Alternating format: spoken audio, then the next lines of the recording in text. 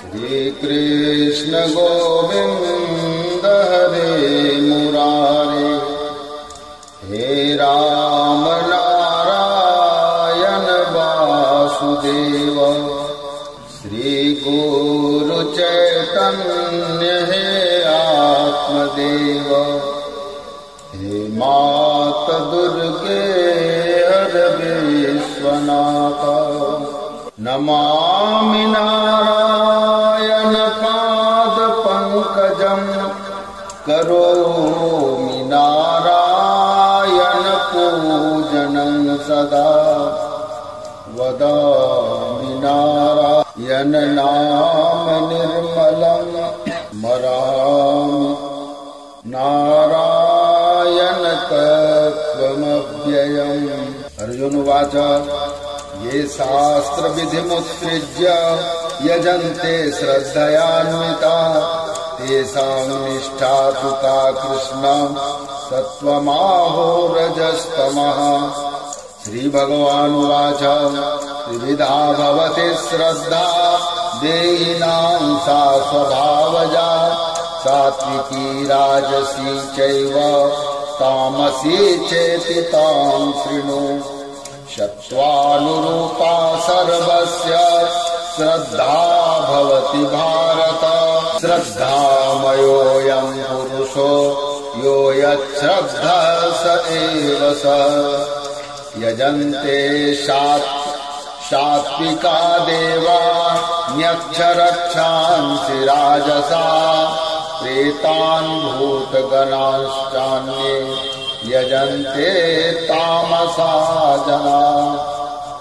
अशास्त्रभीतं घोरं तप्यन्ते ये तपो जना, दम्भाहंकार संयुक्ता कामरागबलान्विता, कर्षयन्तः शरीरस्थं भूतग्राममचेतसः,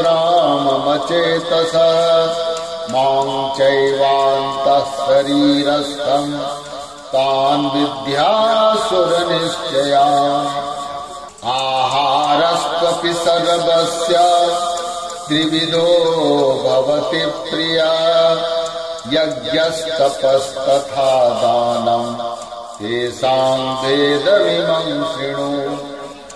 आयुः सत्त्वबलारोग्य सुखप्रीतिर्विवर्धना, रस्या स्निग्धा स्थिरा हृद्या, आहाराः सात्विकप्रिया। कट्वं ललवनात्युष्ण तीक्ष्णरूक्षविदायिना, आहारा राजसस्येष्टा दुःखशोकामयप्रदा। यातयामं पूतिं परयुषितं च यत्, उच्छिष्टमपि चामेद्यं भोजनं तामसप्रियम्। अफलाकाङ्क्षिभिर्यज्ञो विधिदृष्ट्यो य युज्यते, यस्तभ्यमेवेति मनः समाधाय स सात्विकः। अभिसन्धाय तु फलं दम्भार्थमपि चैव यत्, युज्यते भरतश्रेष्ठ तं यज्ञं विद्धि राजसम्। विधिहीनमसृष्टान्नं मन्त्रहीनमदक्षिणं, श्रद्धाविरहितं यज्ञं तामसं परिचक्षते। देवद्विजगुरुप्राज्ञा पूजनं शौचमार्जवम्, ब्रह्मचर्यमहिंसा च शारीरं तप उच्यते।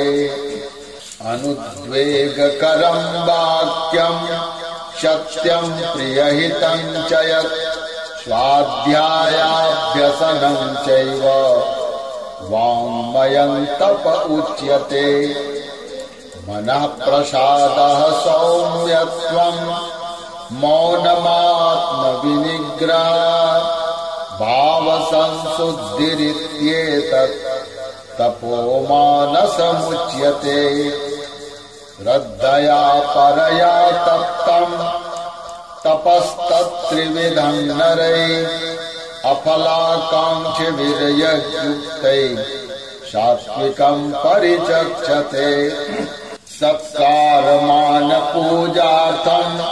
तपोदम्भेन चैव यत् क्रियते तदिह प्रोक्तं राजसञ्चलमध्रुवम् मूढग्राहेणात्मनो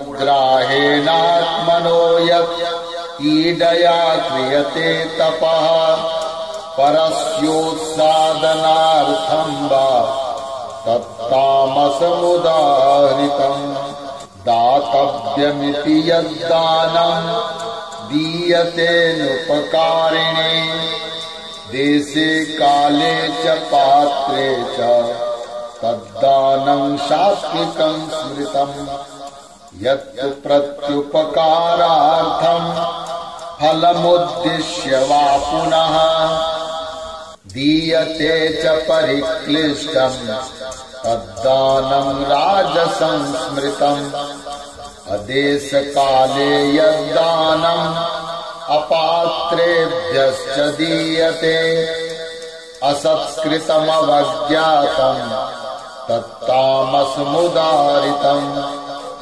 ॐ तत्सदिति निर्देशो ब्रह्मणस्त्रिविधः स्मृतः ब्राह्मणास्तेन वेदाश्च यज्ञाश्च वेताः पुरा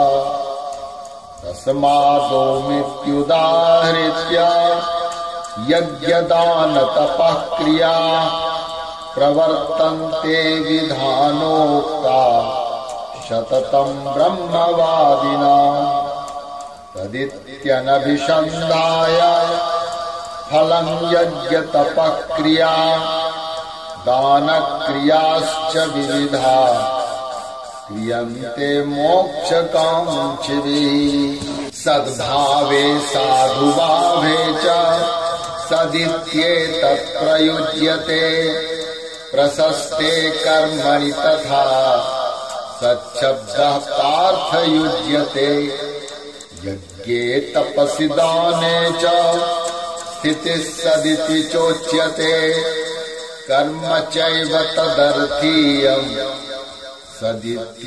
सदित्येवाभिधीयते अश्रद्धया वृतं दत्तं तपस्तप्तं कृतं च यत् असदित्युच्यते पार्थ न च तत्प्रीत्यनो इह ॐ तत्सदिति श्रीब्रह्मकृष्णार्पणमस्तु श्रीकृष्ण गोविन्द हरे मुरारे हे राम नारायण वासुदेव श्री गुरु चैतन्य हे आत्मदेव हे मात दुर्गे हर विश्वनाथ हरे मुरारे मधुकैटभारे गोपाल